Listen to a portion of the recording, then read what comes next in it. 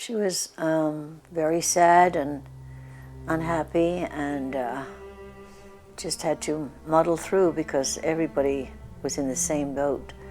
And my father went off. During World War II, Rae Tamblyn lived in London with her pregnant mother and father. Her father was a regular in the army, and when World War II began, he was deployed, leaving her mother to take care of Rae. We were in London, not far from the Thames, and the Thames had a lot of factories. She worked in a factory. I mean, everybody had to go to work for the war effort. You know, you didn't have anything.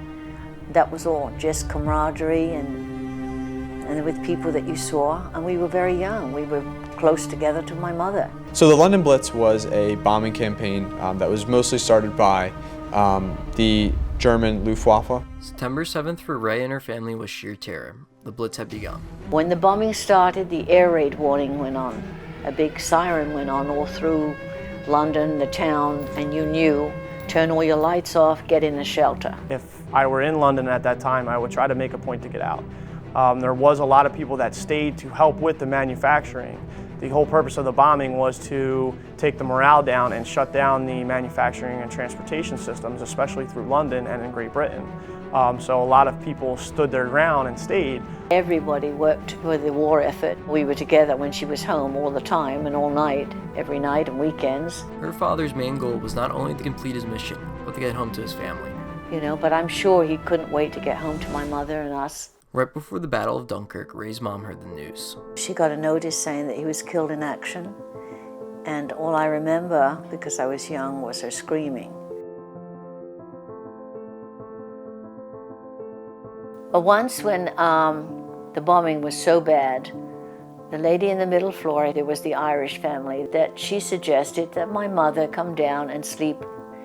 And so my mother and brother and I went downstairs to sleep in Aunt Nora's spare room, and that night a bomb came through the roof and through to our bed where we had been sleeping. The bomb would have killed the family.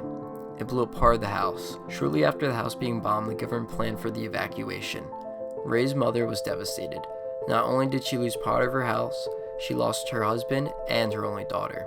They had decided to send the first wave of children out of London. You couldn't stay in London.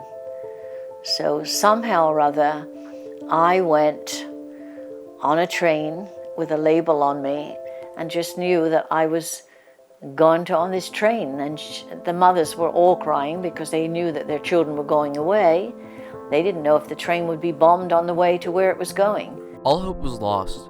Her children were the only reason she still held on. She got really more like into herself. She just would sit at the window and look out a lot of the times. But she would cook dinner, but she never went out a lot.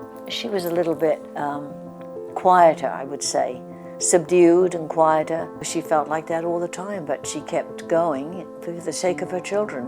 Then, out of nowhere, when all seemed hopeless, Rae's mother received news that was life-changing.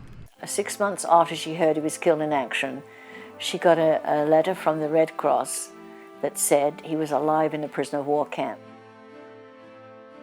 Around the same time that Rae's mother received the letter of her husband being alive, Rae and her younger brother Roy returned home. She was very happy because she had her 2 children there together. Celebration erupted in the streets of England and in the Tamblyn household. As everybody, I think all the streets in London were holding a party. While most of London was destroyed, and many of its citizens' lives were changed forever, many persevered and rose above the pain and destruction caused by the Germans. Rae survived and continued on with her life. The Blitz ruined many families, but the Tamblyn family gained strength through this horrific and historical event.